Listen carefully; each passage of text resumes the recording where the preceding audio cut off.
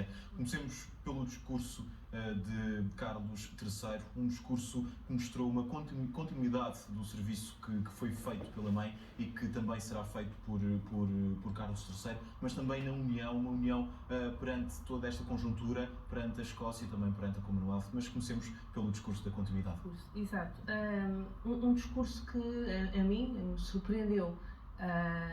Não sabíamos muito bem qual seria a marcha, o percurso, a orientação que ele daria ao seu reinado.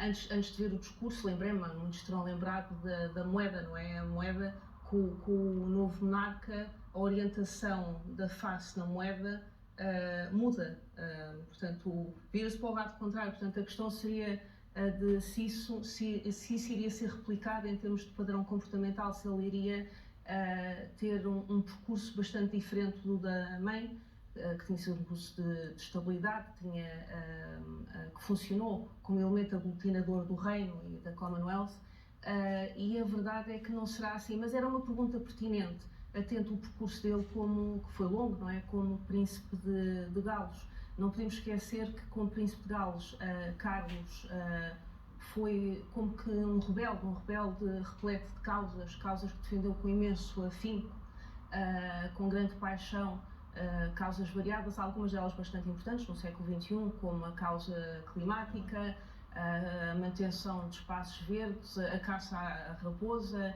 a agricultura biológica e, por exemplo, a defesa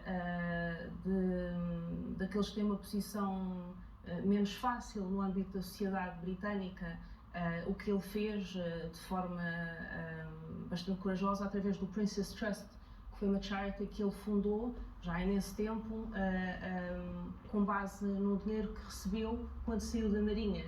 E esse trust, já até hoje, penso que já ajudou cerca de 900 mil jovens a criarem empresas, a arranjarem trabalho, a aumentar os seus skills de forma a arranjarem trabalho. Portanto, causas bastante novas, esta bastante nova, mas que também levaram a controvérsia, porque ele também passou imensos anos a escrever múltiplas cartas em privado, cartas privadas a membros do governo, dizendo o que eles faziam bem, o que faziam mal, dizendo o que tinham a fazer, e o que levou a que os membros do governo dissessem várias vezes que ele se metia, não era chamado, digamos assim.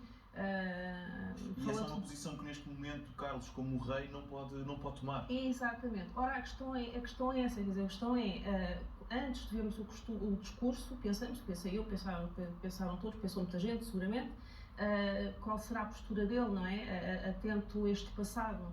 E o que acontece é que, rapidamente, na introdução do discurso, ele revela esse tal espírito que muito bem referiu de continuidade.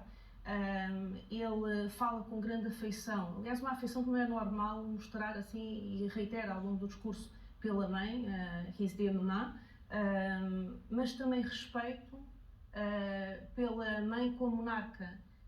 Refere várias virtudes da mãe como monarca, do seu percurso como monarca da mãe, e afirma que vai replicar essas características. Portanto, fala no sentido de ver da mãe, que diz que vai replicar, fala na lealdade à monarquia e ao país, fala na devoção, fala também, e como bem dizia, no sentido de correção constitucional. E, portanto, afirma que esse sentido de correção constitucional, portanto, que a prevalência dos princípios constitucionais, a primazia da Constituição, esses princípios vão prevalecer. O que é que isso significa? Que vai tomar uma postura de neutralidade. E é por isso que diz que não vai ter tempo para tomar conta das causas que o apaixonavam, que também não pode por uma questão de correção constitucional, portanto, outros terão de tomar conta dessas causas, nomeadamente o príncipe William. Portanto, essa era uma das coisas, saber se ele ia ter ou não, seguir ou não o espírito da mãe, em termos de atuação, e diz que sim. Depois, a questão da correção constitucional, ele afirma que vai ser correto constitucionalmente, vai ser neutro.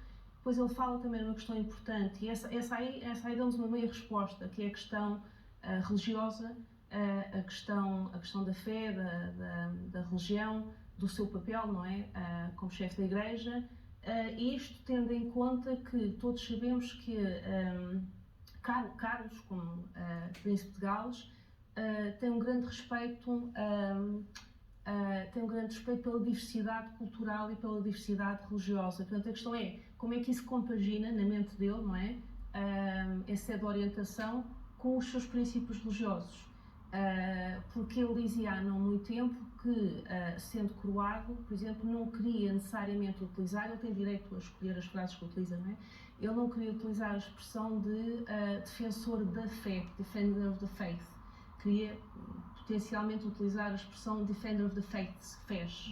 A questão é, irá fazer isso ou não? Isso não sabemos, não nos disse. Reiterou a sua convicção, a sua fé, a parte religiosa, mas não disse isso. Também resta saber o que é que se sucederá no âmbito da coroação, também neste contexto, no que toca aos intervenientes, aos participantes, aos convidados. Dará relevo a líderes religiosos de outras denominações ou não? Por exemplo, isso será importante para percebermos a tal aglutinação de que falava? A aglutinação em termos, não em termos, eu diria que não em termos de reino necessariamente, mas em termos de diversidade cultural e religiosa, que sim, é hoje em dia um dos elementos fundamentais do reino e da Commonwealth, mas não foi um elemento necessariamente perseguido pela mãe. Portanto, também funcionou lindamente como elemento de aglutinação, mas pertencia à alta geração, claramente, não é? Mas este é um dos pontos que ele refere, mas que não esclarece completamente. Temos que ver o que acontece quando da coroação. Repare que a mãe dele, quando da cerimónia em St. Paul's Cathedral do jubileu, em 2012, já deu um bocadinho de espaço, apesar da geração a que pertence, para esta diversidade.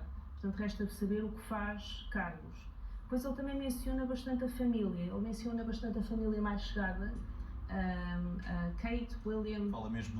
Também fala de Harry e de Meghan Markle, que estão a viver a sua vida no estrangeiro. Exato, e curiosamente, aí eu acho que há uns quantos aspectos, eu achei interessante.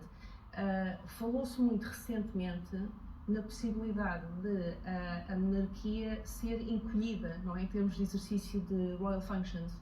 E de facto ele fala na família nuclear, portanto fala em Kate e William, isso é natural, fala, como bem diz, em Meghan e em Harry, declara a sua grande afeição por eles, mas também diz que espera que eles floresçam lá bem longe pelos Estados Unidos. Como eles decidiram. Como eles decidirem. E depois fala na sua querida Camila, não é? Com a qual está casada há 17 anos, penso eu, não é?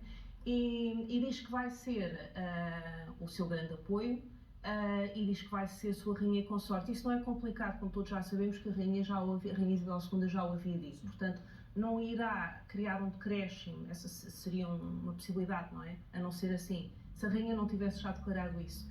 Em termos de popularidade, porque a popularidade de Carlos sempre foi um problema. Patrícia, não temos muito mais tempo, mas não há problema, mas gostaria ainda de focar nas homenagens que foram feitas durante estes dias a Isabel II e também pegando no discurso de Carlos, muito focado também na sua mãe. Temos o exemplo das homenagens que foram feitas no Parlamento britânico e de todos os deputados e dos antigos primeiros-ministros com mensagens muito caricatas que mostra também aqui a personalidade e aqui o fator mais humorístico e perspicaz da Rainha Isabel II. Mesmo para terminar, não temos muito tempo. Sim. Eu penso que essas homenagens revelam duas coisas. Revelam, como bem disse, essa faceta da rainha, que não era tão pública, não é? Mas também revelam uma forma de despedida, que é muito britânica.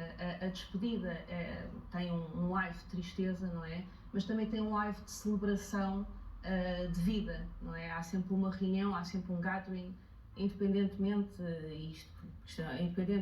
do poder monetário, do estatuto social da pessoa, há sempre esta celebração de vida. E permita, já que falamos da despedida à rainha, que faça uma última referência à frase com a qual ele se despede da mãe, que é "May flights of angels sing thee to thy rest", diz ele no fim. E esta é uma citação tocante, sensibilizante, que nos emociona, que é retirada de Hamlet, de Shakespeare, e que nos diz várias coisas, e mais não direi, mas que mais uma vez ele mostra o afeto que tinha pela mãe. É sensibilizante esta citação. Também tem um live religioso, portanto voltamos à questão da fé, e mais ainda, revela, penso eu, a única área em que ele pode fugir um pouco à orientação da mãe, sem qualquer incorreção constitucional. Não nos esqueçamos que Carlos, para além de tudo o que já dissemos, é um homem que sempre amou, sempre foi apaixonado pelas artes e pelas letras. Para além dos amigos que tem no meio de que vem, Carlos sempre cultivou bastantes amigos que nada têm a ver com a aristocracia, nas artes e nas letras. Portanto, ele vai ser um indivíduo que vai incentivar a cultura, a produção cultural, as artes e as letras, e nesse ponto vai divergir um pouco da mãe e sem qualquer malignidade. Portanto, isso será, penso eu, benigno. Aí não haverá qualquer incorreção constitucional. Queria só dizer isto. Muito obrigado pela sua participação aqui neste jornal. Por todo o mundo multiplicam-se as homenagens de líderes.